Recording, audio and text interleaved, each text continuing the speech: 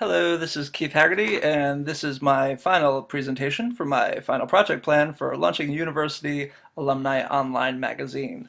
Basically, why did I choose this campaign for my project plan? In a way, I sort of feel like fate chose it for me. For a quick background, a couple of months before the fall semester began, I had just started a new position at a Connecticut university, serving as assistant director of their marketing and communications department. But when I took the job, one of the glaring voids of the university's overall communication efforts was a complete lack of a bona fide online presence to connect with their target audience and the greater masses. Sure, they had both print-based alumni magazines and newsletters to share the latest university news, events, stories from across the college community.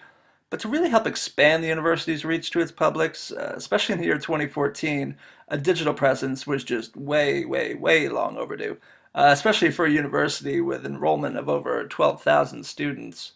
When I started developing the campaign, I first had to think about what exactly I wanted to accomplish, or boil it down to the what and why of the project. Uh, for basically the what and why, the purpose is to expand the university's market audience reach. An online presence is a necessity to further supplement the school's traditional print-based only alumni magazines and promotional recruitment newsletter, and other marketing efforts, which are just purely print-based and therefore incredibly limited. The basic project goal was to bring the university newsletter online and the magazine online to provide a more convenient news delivery system, effectively expanding and enhancing readership numbers and engagement through improved streamlined communication options, greater connectivity, and offering exclusive online features and content. Using the print-based alumni publication as a model format, my approach is to create a new web page and social media presence for its online version equivalent, providing the same content as the print-based version but better, bringing an interactive experience by including additional web-exclusive features such as multimedia elements, social media connectivity, links, and related online-based enhancements. While the new website will be accessible to anyone with a computer and internet access, for this plan, the stakeholders comprise of the greater university community, which includes all alumni, faculty, staff, administration, students and their families, high school guidance offices for their great influence on potential student recruitment, as well as friends of the university, such as donors, benefactors, community leaders, and even local politicians, which have a major influence.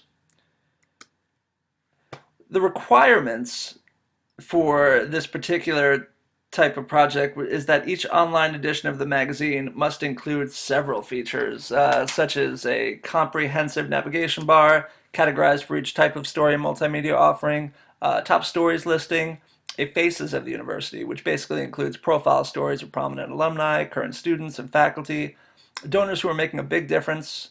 Bright, vivid imagery is a must, especially photographs and images promoting the positive visual impact of the campus. Social media connections, ensuring we maintain an ongoing dialogue with our publics at all times. Various multimedia enhancements, such as utilizing embedded video and audio to further fuel the impact of the online content, and just tell them a more dynamic story as a whole than you can in print-based alone. It's just missing. Mobile adaptability to take advantage of emerging handheld platform usage, and of course a readable PDF version of the original print edition. No matter what you do online, you still need a PDF so people can see what the original print-based version is like, until of course you go away from print-based versions altogether.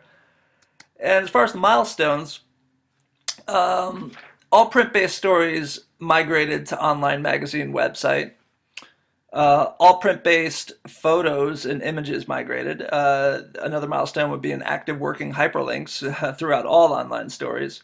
Another would be web-exclusive components for online version of stories, such as expanded photo galleries, embedded video and audio, or links at least to them if you don't have the actual video and audio handy on the page itself. And of course, the major milestone would be actually getting it started and launching it for the public to see for the first time. So how long will this take?